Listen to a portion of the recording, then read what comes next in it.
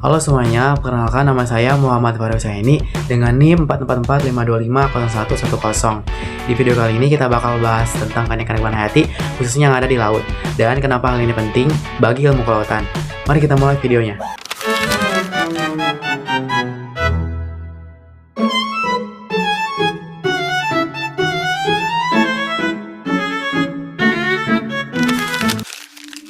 Ketika kita mendengar kata laut, mungkin yang terbayang hanya air biru, ombak, atau ikan-ikan yang berenang bebas. Padahal, laut menyimpan kehidupan yang jauh lebih kompleks dan menakjubkan dari yang kita pikirkan. Di bawah permukaannya, ada dunia besar yang penuh warna, penuh misteri, dan penuh makhluk hidup yang saling berhubungan dalam satu sistem yang luar biasa. Keanekaragaman hayati laut bukan hanya soal banyaknya ikan atau terumbu karang yang indah.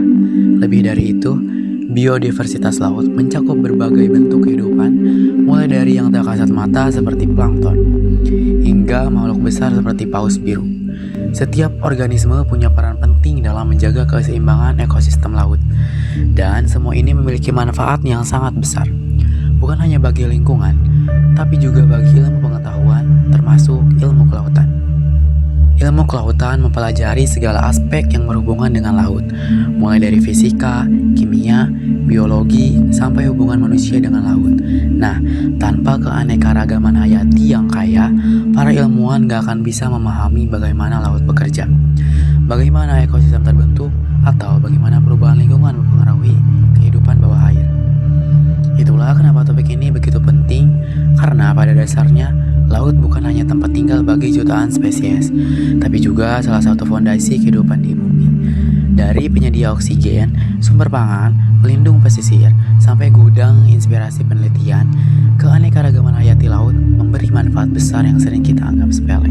Di video kali ini kita bakal mengupas lebih dalam tentang apa itu keanekaragaman hayati, laut itu kenapa penting, dan apa saja sih manfaat bagi ilmu kelautan. Kita juga akan bahas beberapa contoh nyata supaya lebih mudah dipahami. Tanpa berlama-lama, yuk kita mulai pembahasannya. Keanekaragaman hayati atau biodiversitas adalah semua variasi makhluk hidup, mulai dari gen, spesies, sampai ekosistem. Di laut, biodiversitas itu sangat luas, mulai dari plankton kecil, ikan karang, lamun, mangrove, sampai paus dan lumba-lumba. Keanekaragaman ini bikin laut tetap seimbang dan bisa terus hidup.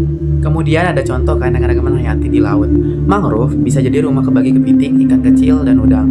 Terumbu karang bisa menyimpan ribuan spesies seperti ikan badut, kuda laut, dan berbagai karang keras. Kemudian ada lamun atau seagrass, tempat makan dugong, habitat juvenit ikan baronong. Kemudian ada plankton, dasar rantai makanan laut, dan ikan pelagi seperti tuna, cakalang, atau tongkol.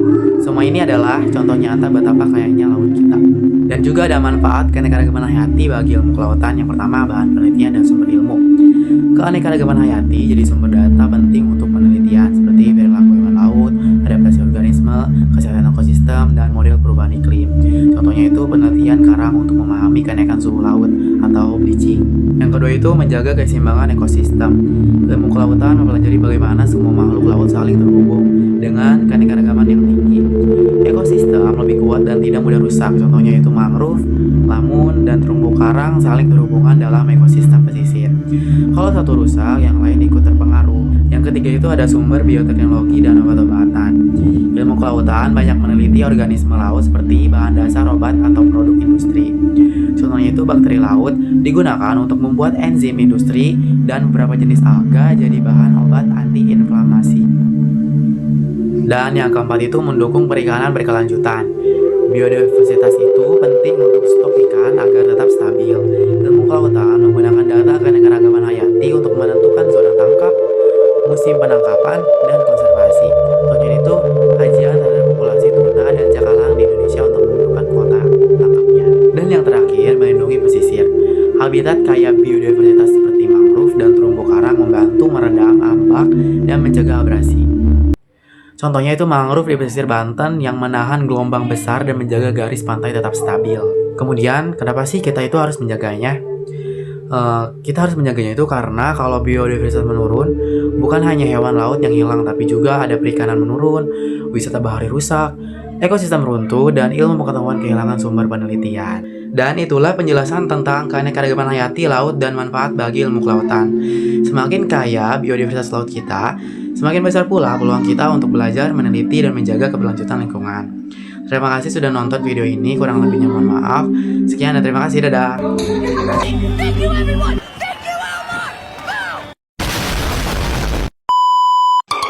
Thank you, Elmo.